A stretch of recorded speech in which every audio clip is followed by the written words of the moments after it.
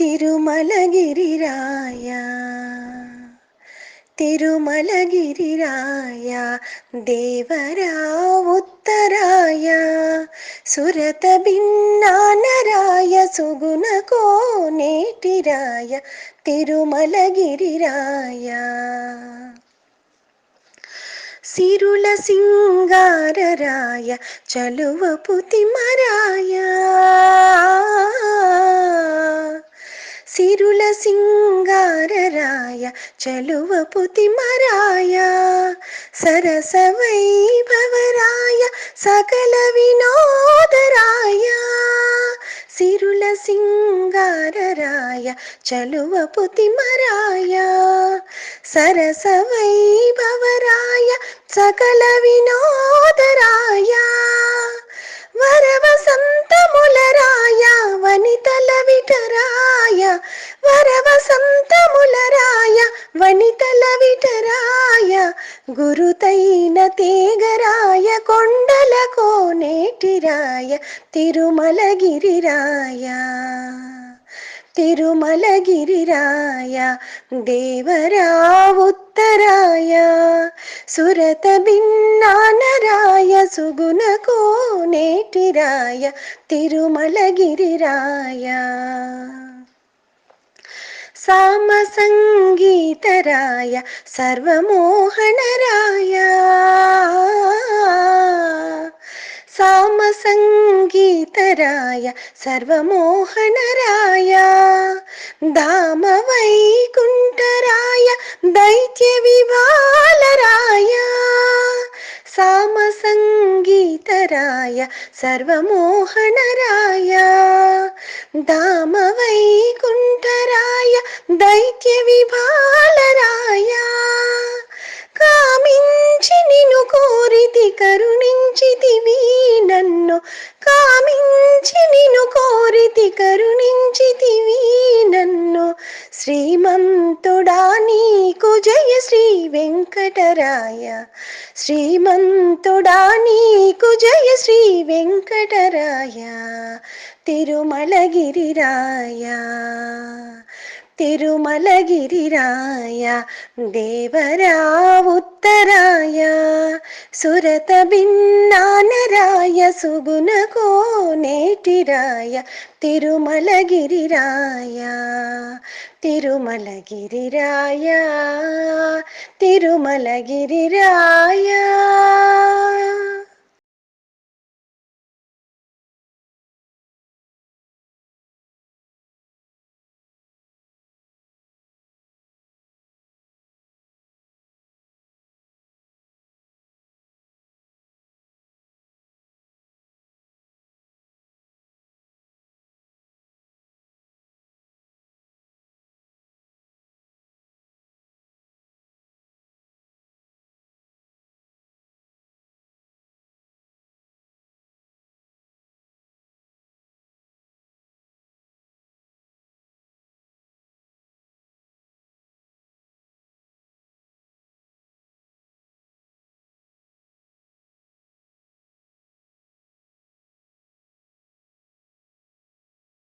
అందరూ ఎలా ఉన్నారు? ఇంకా తొలి ఏకాదశి శుభాకాంక్షలు ప్లస్ బక్రీద్ శుభాకాంక్షలు అండి. ఇంకా నేను మామూలుగా రోజు మార్చి రోజు వీడియో పెడుతున్నాను కాబట్టి నేను అప్లోడ్ చేసేది బుధవారం కాబట్టి సో బక్రీద్ శుభాకాంక్షలు కూడా చెప్తున్నానండి. ఇంకా పండగ రోజు ఈ రోజు ఏం చేశానంటే నేను ఉదయం పూజ చేసేసాను. సో ఇంకా పచ్చి కొబ్బరి ఉంటది కదండి, ఇంకా పచ్చి కొబ్బరితో ఏం చేయాలబ్బా అనుకొని ఇన్స్టంట్ దోశ ఏమిటితో జొన్న పిండితో సో జొన్న పిండితో పచ్చి కొబ్బరి కలిపి ఏ విధంగా నేను జొన్న దోశలు పోసానో చూపిస్తానండి. ఇంకా ఆల్రెడీ నేను ఒక వీడియో పెట్టానండి జొన్నలతో. ఇప్పుడు మాత్రం ఇన్స్టెంట్ గా 5 నిమిషాలలో తయారయ్యే జొన్న పిండి దోశ. ఓకేనా, లెట్స్ స్టార్ట్ ద వీడియో. రండి. ముందుగా పచ్చి కొబ్బరిను మనము మందంగా అంటే ముదురుగా ఉంటే మాత్రమే ఇలా చిక్కు తీసేసుకోండి. పైన చిక్కు తీసుకోండి, అంతా తీసుకోని అవసరం లేదు. లేతవైతే అసలు అవసరమే లేదండి. ముదురువైతే మాత్రమే ఇలా చిక్కు తీసుకోవాలన్నమాట.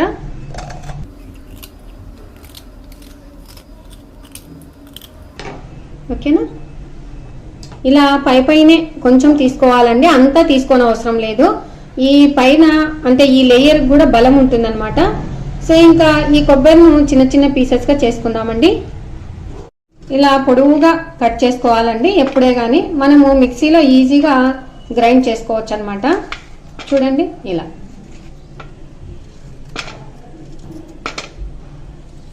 ఓకేనా, ఇలా పొడవు ఉంటే గాన మనకి ఈజీగా మిక్సీ పట్టుకోవచ్చండి. ఎప్పుడే కానీ చిన్నగా ఇలాంటి ఉంటే గానీ గ్రైండ్ కావన్నమాట. ఓకేనా. సో ఇక మీకు కొలతలు చెప్తానండి. నేను జొన్న దోశలు, ఇన్స్టెంట్ దోశలు అనమాట, 5 నిమిషాల్లో తయారవుతాయండి. ఇది జొన్న పిండి అండి. మామూలుగా జొన్నలు కడిగి ఆరబోసి జొన్న పిండి పట్టించుకుంటాం కదా, అదే జొన్న పిండేనండి.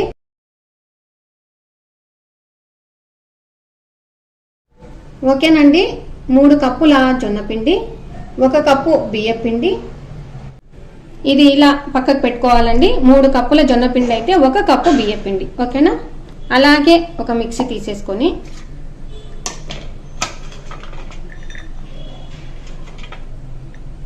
ఒక కప్పున్నర పచ్చి కొబ్బరి ముక్కలండి,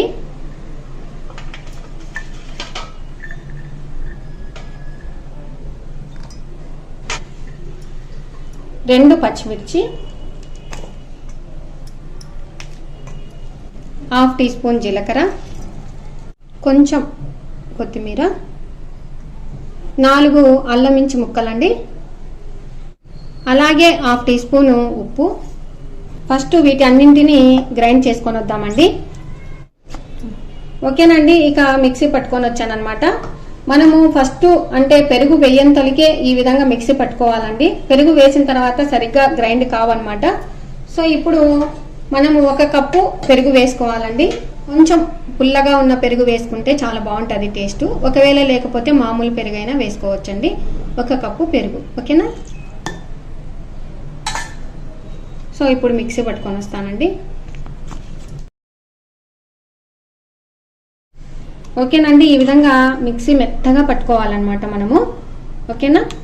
ఇంకా నెక్స్ట్ వచ్చేసి మనము బియ్య పిండి, జొన్న పిండి తీసుకున్నాం కదా, ఇలా వేసేద్దాం ఈ పేస్ట్ను.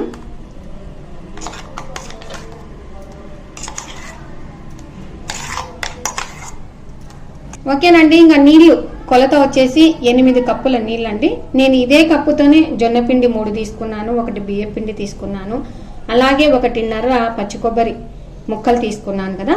సో ఇప్పుడు వాటర్ వచ్చేసి 8 కప్పుల నీళ్ళండి.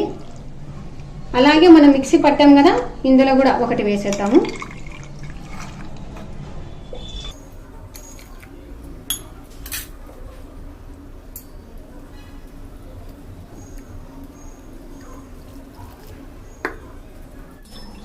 ఇప్పుడు 3 పోసాం కదండి, 4, 5, 6, 7, 8. ఓకేనండి. కొంచెం వంట సోడా, నీళ్ళు వచ్చేసి 8 కప్పుల నీళ్లు కరెక్ట్గా సరిపోతాయి. ఒకవేళ మీకు పోసేటప్పుడు తిక్కుగా అనిపిస్తే గానీ కొంచెం నీళ్ళు కలుపుకోండి. నాకైతే సరిపోతుందండి. ఓకేనండి. ఈ విధంగా ఇట్లా ఉండాలన్నమాట. ఓకేనా. ఇంకా ఇది ఒక 5 నిమిషాలు నానే లోపల మనము చట్నీ తయారు చేసుకుందామండి. స్టవ్ మీద పెన్నం పెట్టేసుకుందాము, దోశల పెన్నము. ఓకేనా. ఓకేనండి. స్టవ్ వెలిగిస్తున్నాను. సిమ్లో పెట్టేసి స్టవ్ పెన్నం వేడెక్కే లోపల చట్నీ చేసుకుందామండి. చట్నీ తయారు చేసుకోవడానికి నేను చూపే ఇంగ్రీడియంట్స్కి 1 స్పూన్ ఆయిల్ చాలండి. సో ఆయిల్ వేడెక్కే లోపల చట్నీకి ఏమేమి కావాలనో పదార్థాలు చూపిస్తానండి. 1 కప్పు పచ్చి కొబ్బరి పీసెస్ అండి.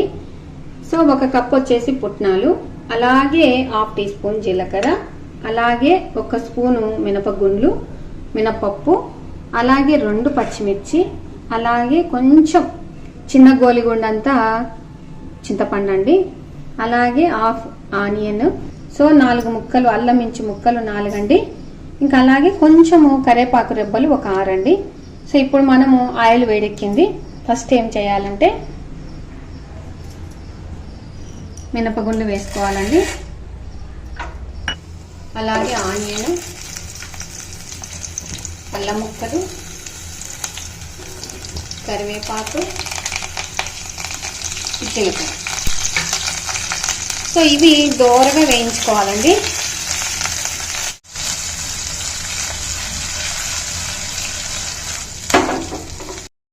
ఇప్పుడు కొంచెం దోరగా వేగాయి కదా, ఇప్పుడు మనం ఏం చేయాలంటే 2 పచ్చిమిర్చి ఈ విధంగా కట్ చేసుకొని వేసేసుకోండి. అలాగే చింతపండు, అలాగే కొంచెం పచ్చి కొబ్బరి, 1 కప్పు పచ్చి కొబ్బరి.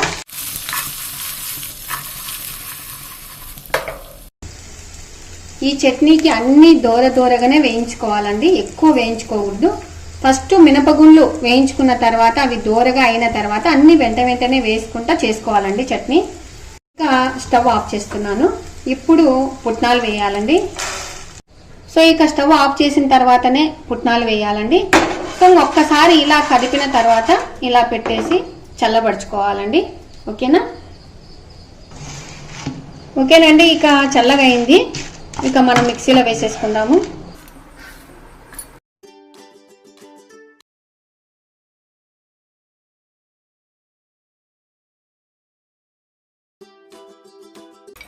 సో ఇక ఇదే బాండిలోనే పోపు పెట్టేసుకుందామండి. సో పోపుకు నూనె వేసేసుకుందాము. నేను చూపించింది 1 కప్పు పచ్చి కొబ్బరి, 1 కప్పు పుట్నాలు కాబట్టి 2 టేబుల్ స్పూన్ల ఆయిల్ మాత్రమే వేస్తున్నానండి. సో ఈ ఆయిల్ వేడెక్కే లోపల నేను చట్నీ మిక్సీ పట్టుకొని వస్తానండి. సో ఫస్ట్ కచ్చా పచ్చాగా మిక్సీ పట్టుకున్న తర్వాత 1/2 టీ స్పూన్ సాల్ట్ వేసేసుకొని కొంచెం నీళ్లు పోసేసుకొని మిక్సీ పట్టుకుందామండి. ఒక చిన్న టీ గ్లాస్ మీద నీళ్లు పోసేసుకోండి. ఇప్పుడు మిక్సీ మెత్తగా పట్టుకొని వస్తాను. ఓకేనండి, మిక్సీ పట్టేశాను. ఈ విధంగా మెత్తగా పట్టుకోవాలండి. ఓకేనా? సో ఇప్పుడు మనం ఒక బౌల్లోకి తీసేసుకుందాము.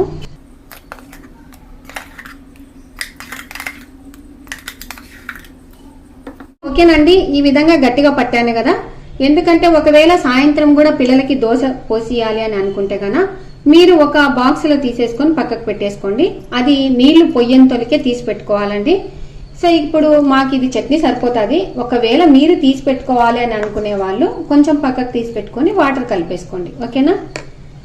దీంట్లో నీళ్లు మనకు కావాల్సినంత చట్నీ ఏ విధంగా క్వాంటిటీ ఉండాలో చూసుకొని మీరు నీళ్లు పోసుకొని మిక్సీ పట్టుకోండి.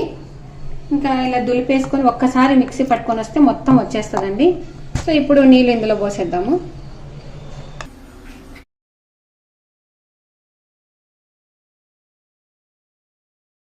ఓకేనా? ఈ విధంగా ఉండాలండి చట్నీ. పూర్తి జోరుగా లేకుండా పూర్తి గట్టిగా లేకుండా ఇలా పట్టుకోవాలన్నమాట.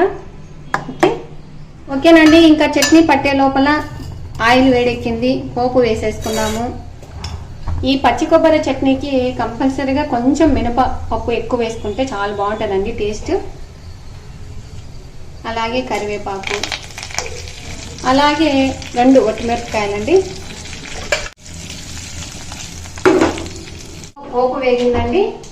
ఇలా దూరంగా వేయించుకోవాలన్నమాట. చూడండి, పోపు బాగా ఆయిల్ వేడెక్కిన తర్వాత పోపు వేసి ఈ విధంగా మినపప్పు దూరగా వేయించుకోవాలండి. చూడండి,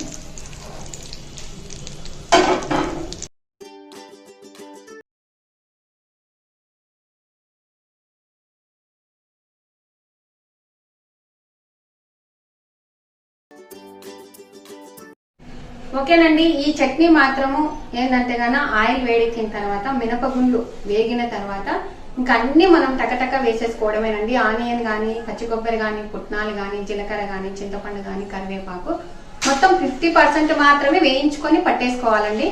చాలా బాగుంటది టేస్ట్. దీంట్లో ఏంటంటే మెయిన్ గా పచ్చి కొబ్బరి, మినపబేళ్ళ ఫ్లేవర్ ఎక్కువ ఉంటదండి. సో ఇంకా పోపు కూడా ఆల్రెడీ మినపప్పు ఎక్కువ వేసాను కదా. సో సూపర్ అండి టేస్ట్. ఓకేనండి, ఇక చట్నీ రెడీ అయిపోయింది. పెన్నం వేడెక్కింది, దోశ వేసేసుకుందాం రండి. ఫస్ట్ ఈ సిలికాన్ బ్రష్ అండి ఇది. దోశలు మాత్రము ఉక్కు పెన్నం కన్నా నాన్ స్టిక్ పెన్నంలోనే త్వరగా అవుతాయండి. సో ఫస్ట్ వాటర్తో ఈ విధంగా అనేసి ఒక్క చుక్క ఆయిల్ వేసేసి ఈ విధంగా ఆనియన్తో ఇలా రుద్దుకోవాలండి. ఓకేనా? సో ఇప్పుడు మనం ఏం చేయాలంటే నూనె ఫస్ట్ ఆయిల్ వేసేయాలండి. ఈ అంటే ఇన్స్టెంట్ దోశలు అన్నిటికీ ఫస్ట్ పెన్నం బాగా వేడెక్కిన తర్వాత ఇలా ఆయిల్ వేసేసి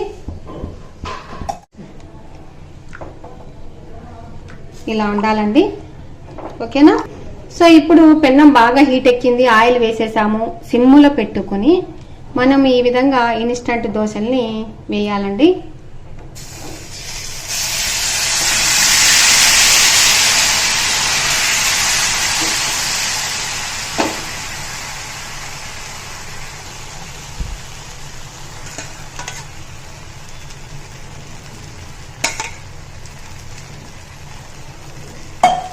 ఈ జొన్నపిండి దోశలకు మాత్రము పెన్నం బాగా కాగనిచ్చుకోవాలి.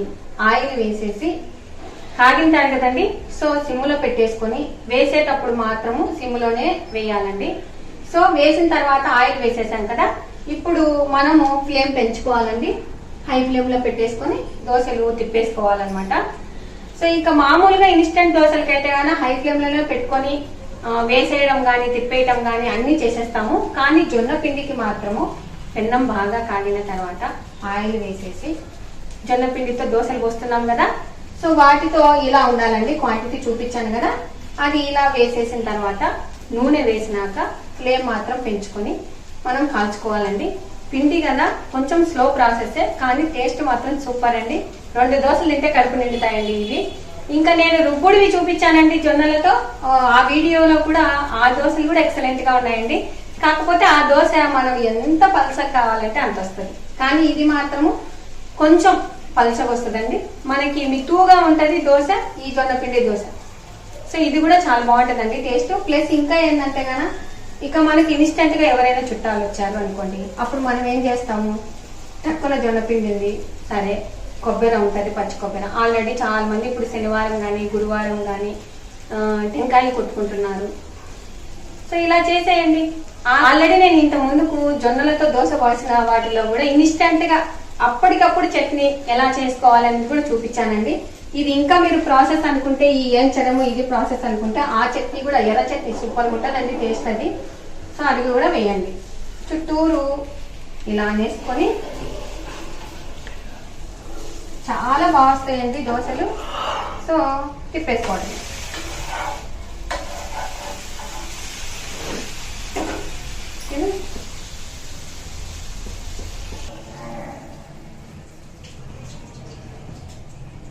సో జొన్న దోశ ఒకటి రెడీ అయిందండి. ఈ జొన్న దోశ ఇలా పోయాలంటే ఏ విధంగా స్టవ్ మీద అంటే పెన్నం ఎలా మనం సిమ్ములో పెట్టుకోవాలనేది నేను చెప్తానండి. సో బ్రష్తో ఇలా అనుకోవాలండి.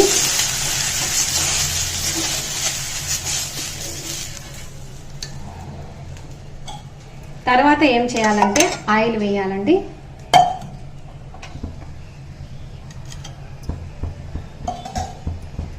సో ఒక్క 2 సెకండ్స్ చాలండి, హీట్ ఎక్కుతుంది బాగా పెన్నము.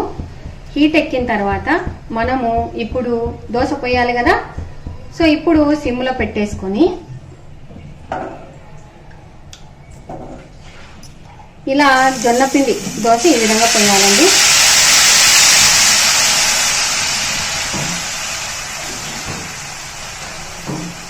అలాగే ఆయిల్ వేసేసి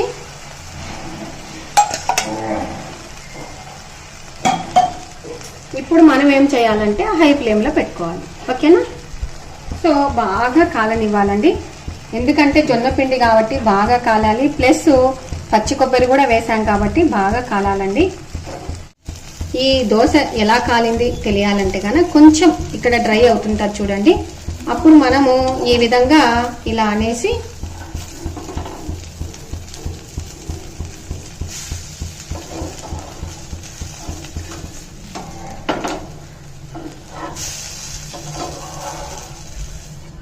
అలా తిప్పేసుకోవాలి. ఓకేనా?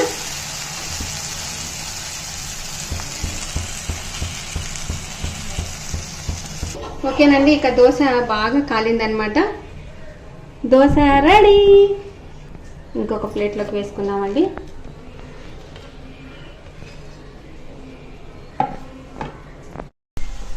ఇంకా ఈ జొన్నపిండి దోశలు మాత్రం ఇన్స్టెంట్వి చాలా బాగుంటాయండి. ప్లస్ ఇంకా ఏంటంటే వెయిట్ లాస్ రెసిపీ కూడా అండి ఇది. సో ఇంకా వీటిలో మామూలుగా పచ్చి కొబ్బరి వేస్తాము. పచ్చి కొబ్బరిలో మామూలుగా ఏంటంటే కానీ వెయిట్ లాస్కి ఆల్రెడీ మనము పెసరపప్పు నానబెట్టినప్పుడు పచ్చి కొబ్బరి తురుము కానీ క్యారెట్ తురుము కానీ కొంచెం ఉప్పు వేసి కలిపి ఇచ్చినా కూడా పిల్లలకు చాలా మంచిదండి. పచ్చి కొబ్బరిని ఇచ్చి పిల్లలకు కొంచెం చక్కెర వేసి మామూలుగా గుడిలలో పోతే కనుక కట్ చేసి కొబ్బరిను చక్కెరను కలిపిస్తారు కదండి, అది కూడా చాలా మంచిది. సో పచ్చి కొబ్బరితో ఏ ఐటమ్ చేసినా కూడా మంచిదేనండి. మెయిన్ వెయిట్ తగ్గుతారు, ప్లస్ బలం కూడా అండి పచ్చి కొబ్బరి. ఓకేనా, ఇక దోశ రెడీ అయిందండి.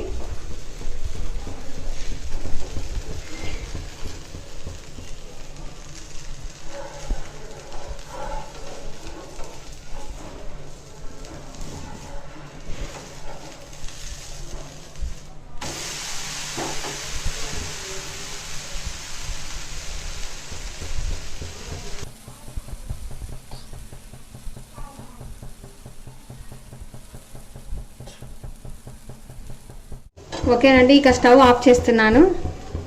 దోశ రెడీ.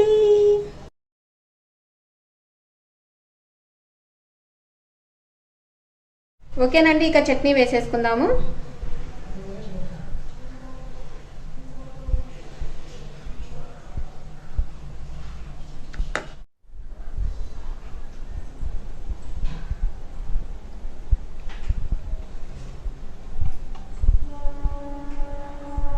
చాలా బాగున్నాయండి జొన్న దోశలు. ఓకేనండి, ఇక జొన్న పిండితో దోశలు పచ్చి కొబ్బరి వేసి చేశాను కదా, చాలా బాగున్నాయండి టేస్ట్. ఇన్స్టెంట్గా మనం 5 నిమిషాలలో తయారు చేసుకోవచ్చండి ఈ జొన్న దోశలు. సో ఇక మీకు ఈ వీడియో నచ్చినట్లయితే లైక్ చేయండి, షేర్ చేయండి, సబ్స్క్రైబ్ చేయండి. Thank you for watching. Bye అండి.